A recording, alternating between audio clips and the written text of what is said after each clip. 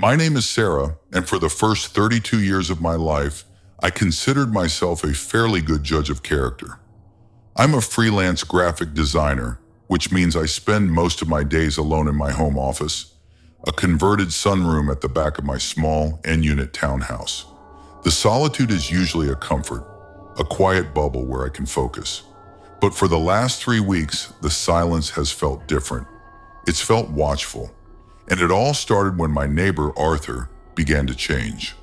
Arthur Brigham lived next door for 5 years. He was a quiet, unassuming man in his late 60s, a retired librarian with a kind, if somewhat distant, demeanor. Our interactions were the stuff of suburban cliché, a wave while collecting the mail, a brief chat about the bin collection schedule, him offering to take in my packages when I was away. He was a fixture, a part of the landscape, as predictable and harmless as the hydrangea bush he tended to with quiet devotion in his small front garden. The first sign was the lights. Arthur was a creature of habit. His living room light would go on at 6 p.m., his bedroom light at 10:30 p.m., and the house would be dark by 11. About 3 weeks ago, I noticed his lights were on all night. Not just on, but blazing. Every room, every night. The stark yellow light from his windows cast long, distorted shadows across my own lawn, making it feel like I was living next to a permanently lit office building. I'd wake up at 3 a.m. to get a glass of water, and his house would still be lit up like a Christmas tree, with no movement visible inside. I dismissed it at first. Maybe he was having trouble sleeping. Maybe he'd gotten a new hobby that required all-nighters. But then the noises started. Not loud party noises, but low, rhythmic, mechanical sounds. A constant low hum, like a large freezer, punctuated by a soft, regular thump. Thump. Thump that was just audible through our shared wall. It was the kind of sound you feel in your teeth more than you hear with your ears. It would start around midnight and continue until just before dawn. Concerned, I decided to check on him. I baked a batch of blueberry muffins, a neutral, friendly gesture, and went next door. I rang the bell. I heard shuffling footsteps, and then the door opened just a crack, the security chain still on. One of Arthur's eyes, wide and bloodshot, peered out at me.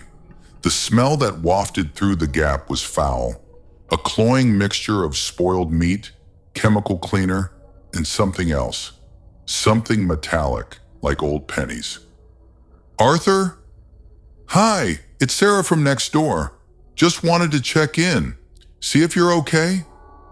I brought you some muffins. He didn't speak for a long moment, just stared. His eye was unnerving. The kindly warmth was gone, replaced by a flat, vacant quality. I'm fine, he finally said, his voice a dry rasp. It didn't sound like him. The cadence was wrong, the tone flatter.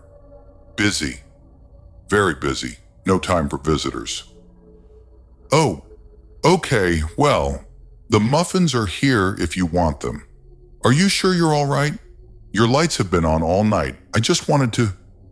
The light helps me see, he interrupted, his voice gaining a strange, rehearsed edge. The patterns are complex. I mustn't lose my place. Before I could ask what he meant, the door slammed shut. I stood there on his porch, holding the plate of muffins, feeling a cold knot of anxiety tighten in my stomach. The patterns are complex. What patterns? Arthur was a librarian, not an engineer or an artist. That night, the thumping was louder. I tried to watch TV to drown it out, but I could still feel it through the floor. I went to bed with a pillow over my head, but the vibration was inescapable. At around 2 a.m., driven by a mix of fear and frustration, I crept into my backyard. The thumping was clearly coming from his basement. The small, grimy windows at the foundation level were glowing with that same relentless yellow light. I moved closer, stepping softly on the damp grass. As I approached the window, the thumping stopped. The sudden silence was more terrifying than the noise. I crouched down, peering through a relatively clean patch of the grimy glass. I couldn't see much. The basement was a cluttered space, filled with stacked boxes and old furniture. But in the center of the room, something new had been set up. It looked like a large metal frame, almost like a standing loom, but instead of thread, it was strung with what appeared to be wires, cables. They were thin and coppery, glinting in the light, and hanging from these wires were small, dark, lumpy objects. I squinted, my heart hammering. They looked like dried pieces of meat, or perhaps clay, but the shapes were unsettlingly organic. Then Arthur moved into my line of sight. He was wearing his usual cardigan, but it was stained and dirty. His movements were jerky, twitchy, as if he wasn't entirely in control of his limbs. He stood before the frame, his head cocked to one side, studying the hanging objects. He reached out a hand and gently set one of them swinging. Thump, thump, thump. It swung, hitting a small metal plate behind it, creating that infernal sound. He was making them swing, on purpose. I must have made a sound, a gasp or a scuff of my foot, because his head snapped up. His eyes, wide and unblinking, locked directly onto mine through the window. I froze. The world narrowed to that single, horrifying point of contact. His expression didn't change to one of surprise or anger. It was a look of pure, cold assessment, like a mechanic looking at a faulty part. I ran. I sprinted back into my house, locking the door and leaning against it, my breath coming in ragged gasps. He had seen me. He knew I was watching. The next day, the atmosphere shifted from unsettling to openly menacing. I found the plate of muffins I'd left on his porch sitting on my own doorstep. They had been smashed into a pulpy, blue-strewn mess. A single clear message. I called the non-emergency police line. I told them my elderly neighbor was acting erratically, that I was concerned for his welfare. 2 officers came, spoke to Arthur at his door, and came back to reassure me. "He's a bit eccentric, ma'am," the younger one said. "Says he's working on a big art project." He seemed lucid, if a little intense. There's no law against being strange. They didn't smell the smell. They didn't see his eyes. They didn't feel the thumping in their bones night after night. The harassment began in earnest after that. My internet would cut out for hours at a time. My cat, a skittish tabby named Gizmo, would stand at the shared wall, his fur on end, hissing at nothing. One morning I woke up to find all the pictures on my living room wall hanging slightly crooked, as if someone had gently bumped each one. I knew I had not. The final straw, the moment the fear solidified into a certainty of danger, happened 2 nights ago. I was taking out the trash. As I wheeled the bin to the curb, I saw Arthur standing perfectly still in his dark front window. He wasn't looking out at the street. He was looking directly at my front door, and he was smiling. It wasn't Arthur's gentle, hesitant smile. This was a wide, rictus grin that stretched his face into a mask, a grotesque parody of friendliness that didn't touch his dead, vacant eyes. I hurried back inside, my skin crawling.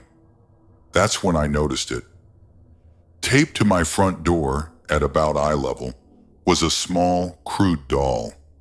It was made of twisted, dark wire, the same kind I'd seen in his basement. Wrapped around its middle was a tuft of orange fur. Gizmo's fur. My blood ran cold. He had been in my house, or he had gotten close enough to my cat to pluck fur from him. I'm writing this now from my locked bedroom. The thumping has started again, louder and more frantic than ever. Thump, thump, thump. It's a countdown. I know it is. I called the police again an hour ago. They said they'd send a car when one was available, but they reminded me that no crime has been committed. They're wrong. A crime is being committed right now. It's a crime against sanity, against safety, against the very notion of a man's soul. The Arthur Brigham I knew is gone. Something else is living in his skin, building its terrible patterns in his basement, and it knows that I've seen it. I think it's almost finished with whatever it's making, and I have the terrifying, gut-wrenching feeling that I am a key part of its final design. The thumping is its heartbeat, and it's getting faster. The thumping didn't just get faster, it changed. The steady, rhythmic thump, thump, thump evolved into a frantic, staccato beat, like a panicked heart slamming against ribs. It was accompanied now by a new sound, a high-pitched whirring buzz, like a dentist's drill amplified 100 times. The vibrations were so intense that a fine crack appeared in the plaster of my bedroom wall, snaking from the ceiling down to the floorboards. Dust sifted from the ceiling with every jarring impact. It felt like the house itself was being shaken apart. I couldn't stay in the bedroom. The noise was a physical assault. I grabbed my phone, my car keys, and Gizmo's carrier. I had to get out. I would drive to a hotel anywhere and figure this out in the morning, with daylight and hopefully a more receptive police force. I crept down the stairs, each creak of the wood masked by the industrial cacophony next door.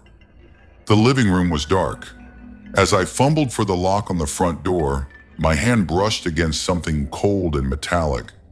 I flinched back, my heart leaping into my throat. Taped to the inside of my door, right over the deadbolt, was another wire doll. This one was larger, more detailed. It had a crude, twisted head, and wrapped around its thin wire neck was a lock of my own dark hair.